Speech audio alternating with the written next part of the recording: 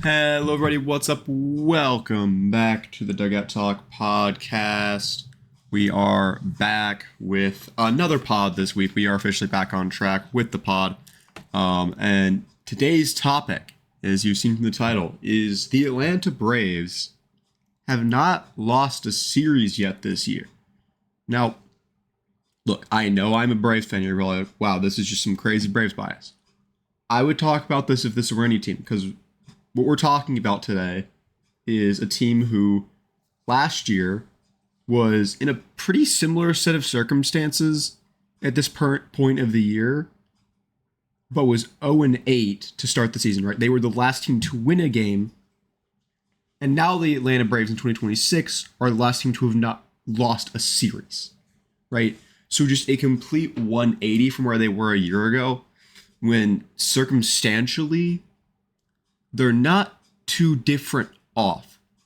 And I'm going to kind of break that down and kind of talk about some of the big performers who have been kind of reasons why, right? So we're just going to dive into it today, and we're just going to, have some fun talking about the Atlanta Braves.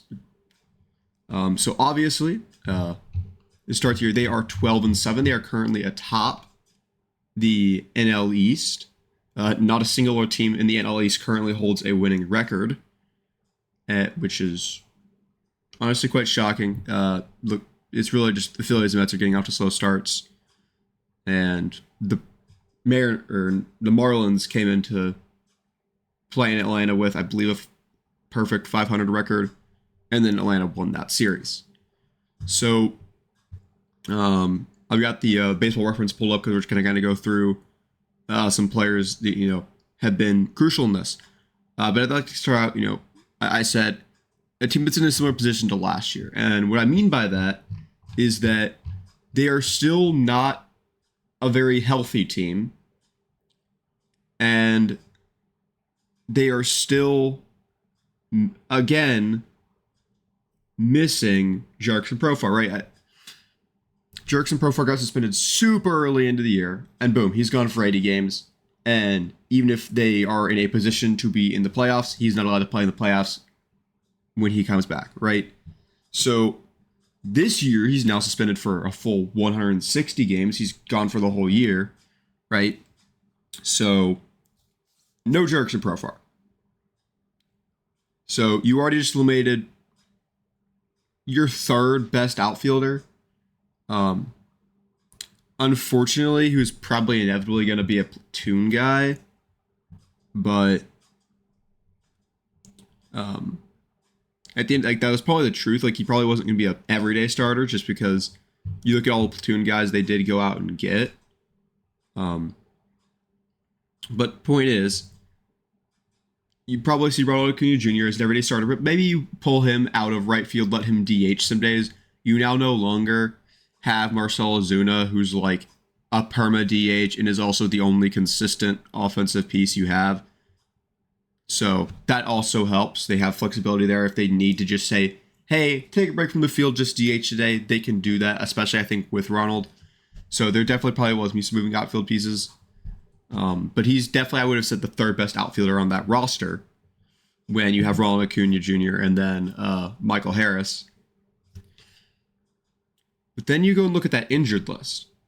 And so not only are they missing Jurickson Profar again, but look at the injured list. You got Sean Murphy, who's currently on the 10-day IL. You've got Ha-Sung Kim, who's currently also on the 10-day IL. Then in the 15-day IL, you've got Spencer Strider and Hurston Waldrop. And on the 60-day, you've got AJ Smith-Shawver, Danny Young, Spencer Schwannbach, Joey Wentz, Joe Jimenez. The two guys on the 10-day IL, Sean Murphy and Ha-Sung Kim, are the only position players in that mix. And if you look at this, you look at Joe Jimenez, that's like a 7th or 8th inning guy.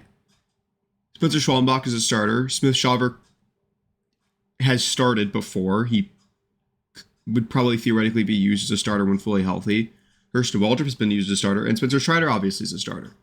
So we're talking about 4 guys that have starting pitcher, that have the utility to be used as a starting pitcher and have been used as a starting pitcher by the Braves, all currently on the 15 or 60 AL.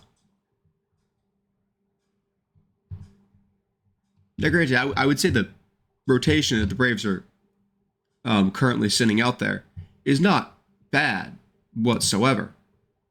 I mean, they've still got a solid starting rotation, and the starting rotation has been at least decent enough to keep them in games.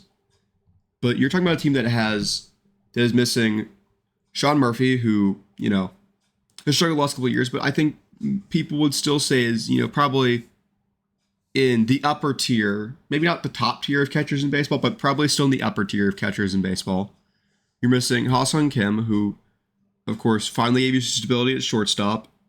And we were like, okay, cool. We have a shortstop now. That's going to be good. And then all of a sudden, boom, he's hurt. So hopefully he'll be back soon. But point is, starting the season without him. So now we have to go down to, again, what was guys who were picked up and intended to be platoon guys. And, Jorge Mateo, who was picked up purely as a reaction to the injury, right?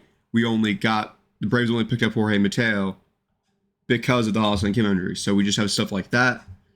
And then, of course, all the pitching, which I've already gone over. Lots of pitching down there, right? In spite of that,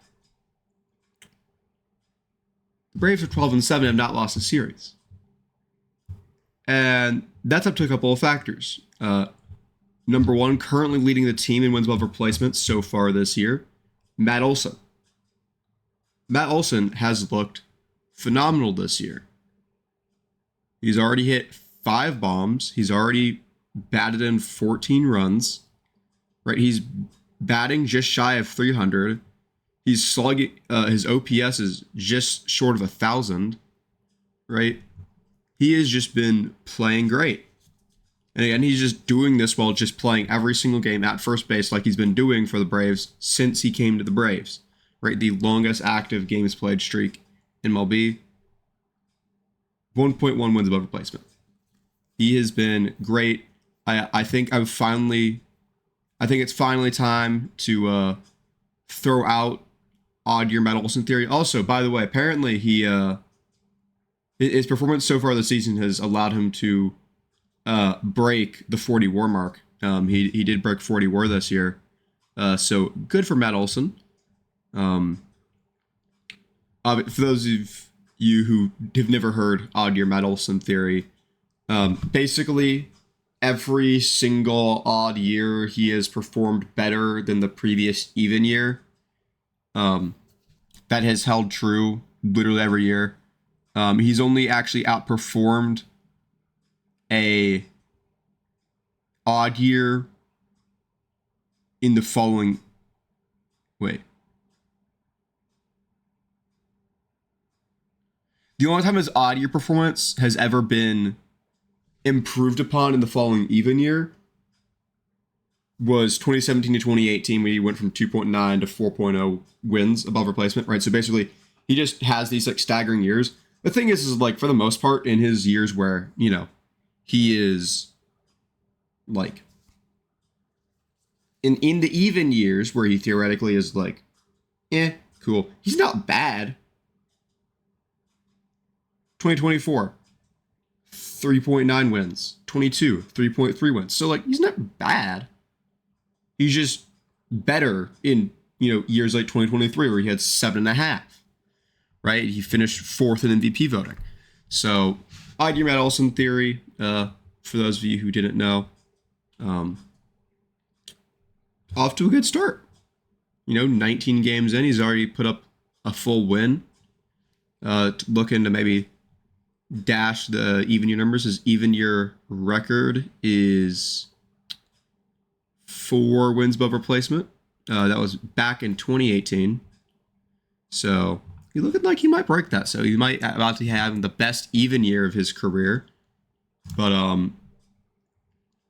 let's move on to the next guy, Drake Baldwin, NL Rookie of the Year last year. Dude's put up .8 wins. He's hit also 5 home runs. He's batted in 19 runs. He's batting .321. His slugging is over 500. he looks great. He's looked solid behind the plate, and I think he's honestly maybe one of the best players on this team this year. I think Sean Murphy is about to. I think what we very well are going to see is. I think what you very well could see later this year when Sean Murphy is back and healthy is maybe Sean Murphy being the starting catcher, but Drake Baldwin I think will still be in the lineup every day. You might see Sean Murphy get more starts at catcher once he's back, but I don't think that he will be an everyday lineup guy. I don't think we'll be using the DH slot on him whenever he's not catching. I think that whenever he is catching, we'll be using our DH slot and Drake Baldwin. And whenever Drake Baldwin's catching, the Braves will probably use a DH slot on someone else. It'll probably depend day to day based off which platoon guys they're running and whatnot. But if Sean Murphy comes back and he's the kind of Sean Murphy he was when he first started with the Braves, that first half when he was an all-star, then obviously he would go into the DH slot. But as of right now, I don't see it.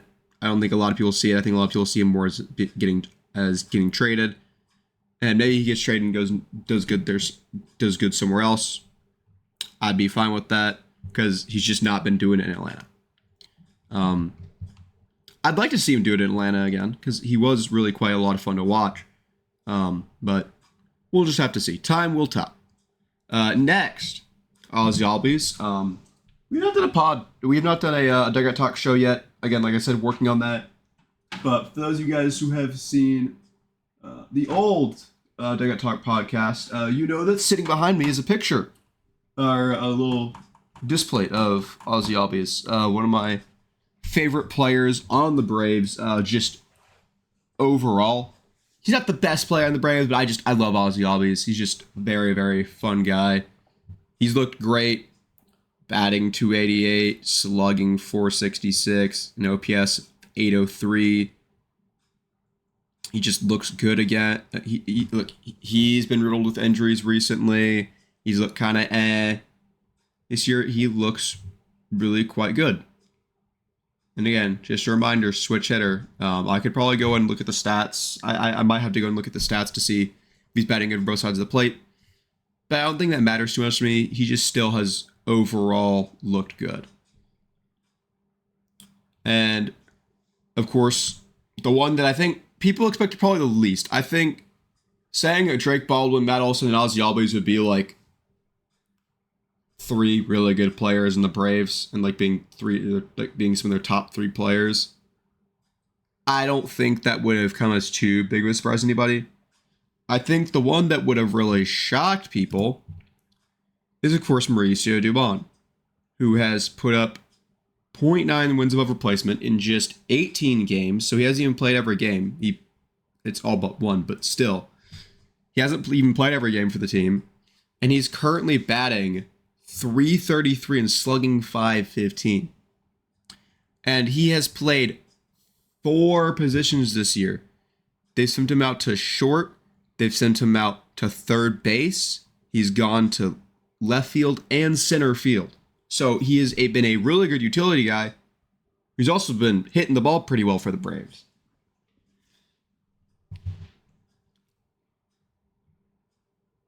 The Braves have basically taken this year, they've been just taking lemons and turning it into lemonade. They've been saying, hey, these guys are hurt.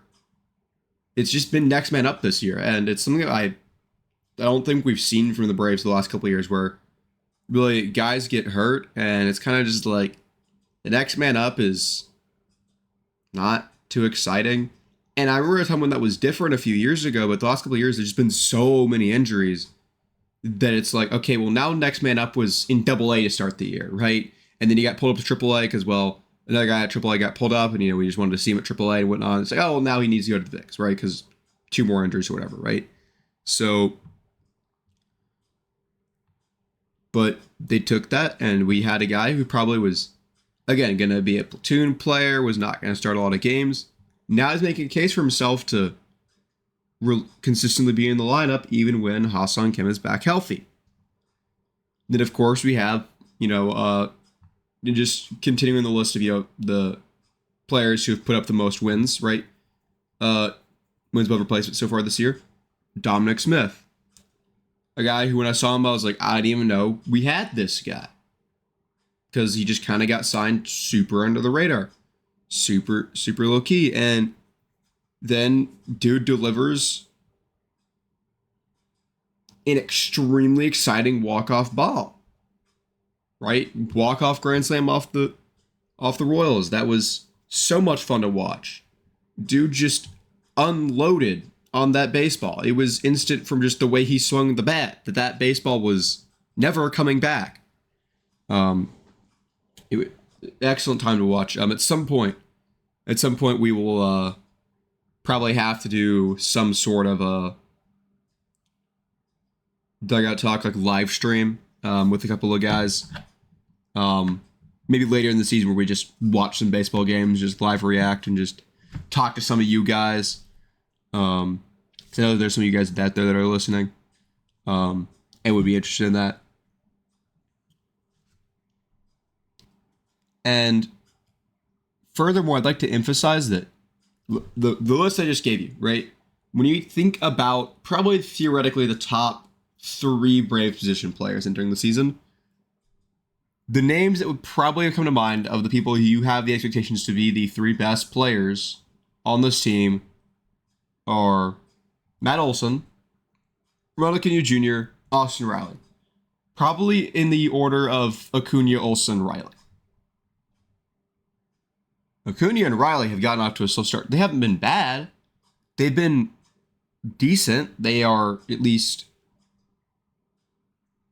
positive players. But they haven't looked great. Through 19 games, they have combined for 0.3 of a win to start the year. So they have not been great. They have been, frankly, they've been replacement level to start, but again, it's replacement level through 19 games, not through a full 162, which is 2 completely different things. So, technically, like, everybody on this roster is replacement level through 19 games besides Matt Olson. So, yeah, it doesn't really matter, but point is, they have not looked great. They've done stuff, right? They each only have 1 home run, right? Austin Riley, I think, only just finally got his first home run of the year last night. But just important to note that we are seeing major successes from the likes of Mauricio Dubon, Dominic Smith, of course, new acquisitions that were probably soon guys who were practically never even going to play. Yet here they are. Jorge Mateo, I didn't even mention Jorge Mateo. He's put up 0.4 wins in just 9 games at shortstop. He has played half the number of games of like the majority of this team, and yet he is 6th in wins above replacement. If he did that performance in every game, he'd be like in the top tier. He'd be like in the top 3 players on the Braves. So he's looked great. Well, again, meanwhile, 2 of your stars, 2 past All-Stars, Silver Sluggers, whatnot. Has Austin Riley won a Silver Slugger? Yeah, okay, he has. 2-time All-Star, 2-time Silver Slugger, right? Are doing not much. They're not doing nothing, but they have not done much. So, and then we go down to the pitching side. You could not have convinced me that we would be 19 games in, that Bryce Elder would have made 4 starts, and that he would lead the team in innings pitched. He'd lead starters in ERA. He would lead. What other stats does the dude lead the team in? He leads the team in strikeouts. He's the best ERA plus. His ERA plus is frankly ridiculous looking at the moment. I'm not even gonna. His ERA plus is currently sitting at a 5.29, which is just absurd. His FIP is 2.77. Dude just looks disgusting. He just is terrifying for some reason. This is a guy who, frankly, at the start of the year, I was like, can he go yet? Can we finally have a healthy pitching staff so he can not be in the lineup? And he's making me like, and a lot of Braves fans, I think a lot of Braves fans have collectively agreed that like Bryce Elder would not be a starter if this rotation could stay healthy. But he continues to stay in the rotation because there's always someone who's hurt and he's like the best of the rest, I guess, right, was the idea. But, I mean, he's out here, he's 2-1. He's put up a full win already, and he has pitched, again, 23 innings and struck out 23 batters while posting a .77 ERA. And we want to keep looking at pitchers. Raisel Iglesias has continued his save streak. He has, I believe it's 22 consecutive saves. It's the longest active streak in MLB. Grant Holmes has looked decent.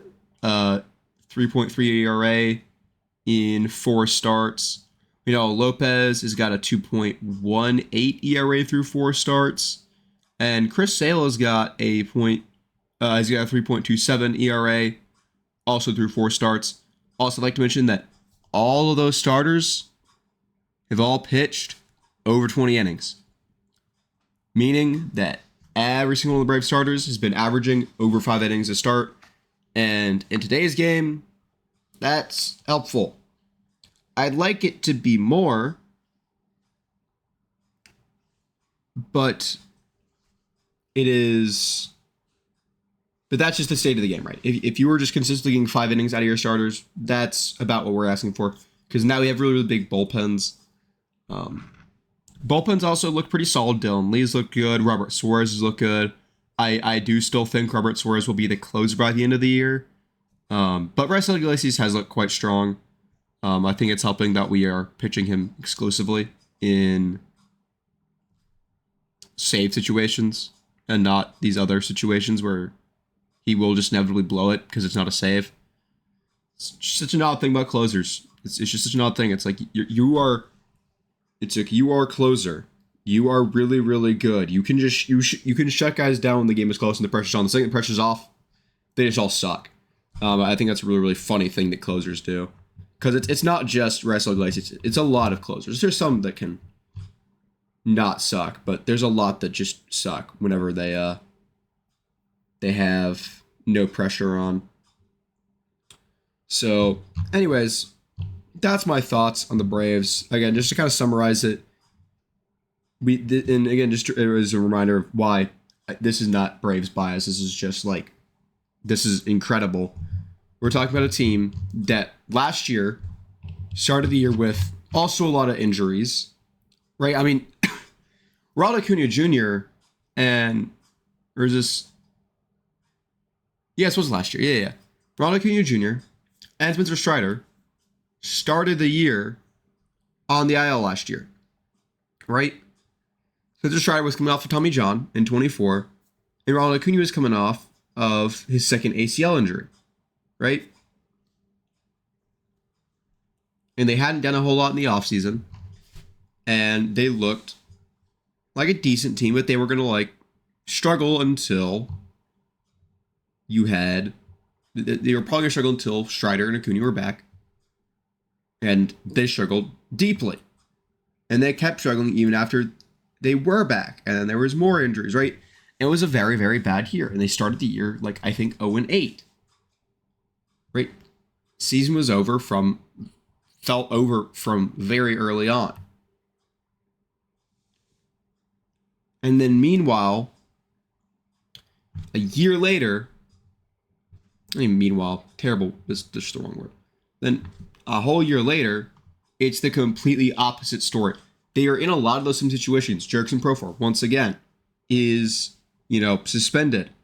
We have very early in the year. Spencer Strider is on the IL. A lot of starters are on the IL. Starting shortstops in the IL. The guy who would say is your starting catcher is on the IL.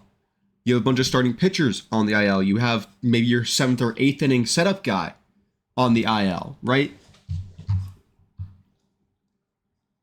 And yet, instead of starting the year 0-8, they have started the year 12-7 and they're the only team that have not lost a series. It's like, what not losing a series will do for you over the course of the year then I'm not expecting them to, win every series. I'm not saying they're not going to lose a series for the whole year. But I mean, what that would look like over the course of the year is that's gonna like I could sit down. I really ought to sit down and I might put it in the comments what that would look like. But I mean, because you're not playing every series as the 3-game series, but just to make the math easy, or just not lose a series, right? Let's just say that right. I mean, maybe we say to not lose a series or to also win every series, right? Because those are two different things. Because you have 4-game series where you can split the series. You also have 2-game series as well. So for now, we'll just go ahead and just say, if in a world where every single series is a 3-game series, if you win every single series or not lose every single series, so you win every single one of those series, that is 108 wins.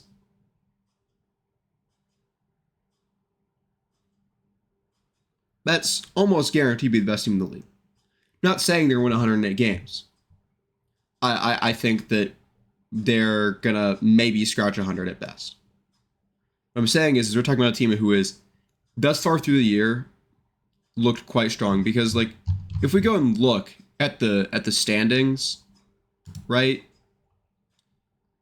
The Los Angeles Dodgers are 14-4 now. Best team in baseball.